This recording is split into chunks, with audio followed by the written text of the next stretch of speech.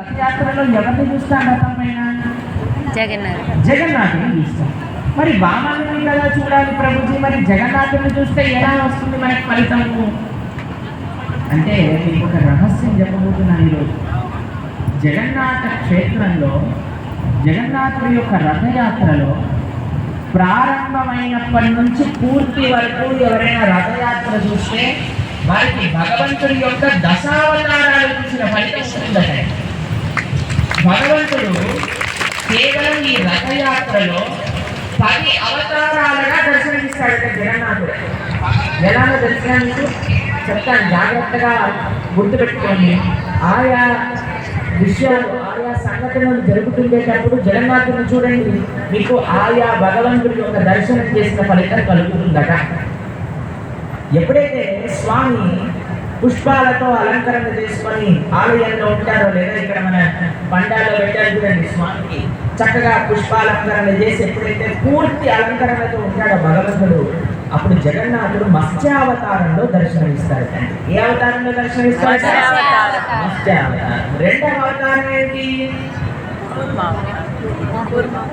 రెండవ అవతారం ఏంటి? కూర్మావతారం. ఎప్పుడైతే రథయాత్రలో మీరు చూసారనుకోండి, మొత్తం ఆభరణాలు, ఆ పగడి, తర్వాత హారాలు అన్నీ తీసేస్తారు పక్కన. కేవలం వస్త్రాలు మాత్రమే ఉంటాయి, ఎందుకంటే జగన్నాథుని తీసుకెళ్ళాలి కాబట్టి బయట. ఎప్పుడైతే ఆ ఆభరణాలు, ఆ నగలు, ఆయనకుంటే చక్కటి మాలలు అన్నీ తీసేస్తారో, అప్పుడు జగన్నాథుని చూస్తే సాక్షాత్తుగా కూర్మావతార రూపంలో దర్శనమిస్తాడట జగన్నాథ స్వామి. ఏ అవతారంలో దర్శనమిస్తారట? కూర్మావతారంలో. ఎప్పుడు పూలమాలికలు అన్నీ తీసేసి స్వామి వస్త్రములతో మాత్రమే ఉన్నప్పుడు కూర్మావతారంలో దర్శనమిస్తారు.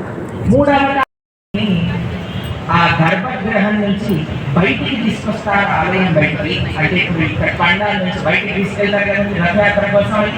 ఎప్పుడైతే అలా స్వామిని బయటికి తీసుకెళ్తారో అప్పుడు సాక్షాత్తుగా భగవంతుడు వరాహావతారంలో దర్శనమిస్తారు. నాలుగవ అవతారం ఏంటి? ఎప్పుడైతే రథం పైకి వెళ్తుంటాడో అప్పుడు నారసింహుడిగా దర్శనమిస్తాడు జగన్నాథ్. మీరు చూసారనుకోండి, జగన్నాథుని పైకి తీసుకెళ్ళేటప్పుడు ఇలా ఇలా ఊపుతూ ఉంటాడు, చూసారండి. యాత్రలో వారి ముందట ఆ మేళతాళాలన్నీ వాయిస్తూ ఉంటారు, అప్పుడు జగన్నాథుడు ఇలా ఇలా ఇలా ఇలా ఊపుతుంటారు.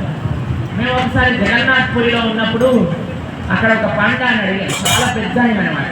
ఆయన తెలిసి అంటే మీరు ఎందుకు జగన్నాథుని అలా ఊపేస్తుంటారు అంటే ఆయన ఏమన్నాడు తెలుసా అంటే, ప్రభుత్వం మేము జగన్నాథుని ఊపట్లేదు, జగన్నాథుని ఆపుతున్నాము అని అన్నాడు.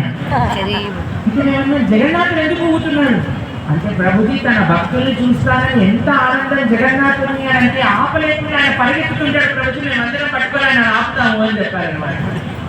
ఎంత విశేషం చూడండి, భక్తుల్ని చూడడానికి స్వామి అంత ఆనందంతో వస్తూ ఉంటాడు.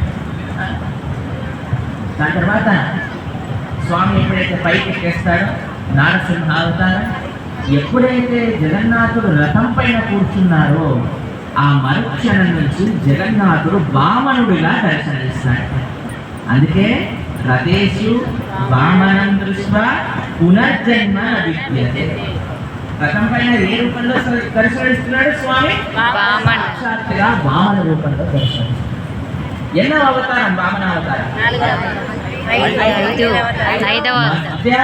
కూర్మ, వరాహ, నరసింహ, వామన. ఆరవ అవతారం పరశురామావతారం. ఎప్పుడైతే భగవంతుడు రథం నుంచి కిందికి దిగుతూ ఉన్నారో అప్పుడు పరశురామావతారంలో దర్శనమిస్తారు. ఎప్పుడైతే గుండీచా మందిరంలోకి ప్రవేశిస్తారో అప్పుడు జగన్నాథుడు రామావతారంలో దర్శనమిస్తారట. ఎప్పుడైతే గుండీచా మందిరంలో 3 రాత్రులు రాసలీల జరుగుతుందట అప్పుడు స్వామి కృష్ణావతారంలో దర్శనమిస్తారట.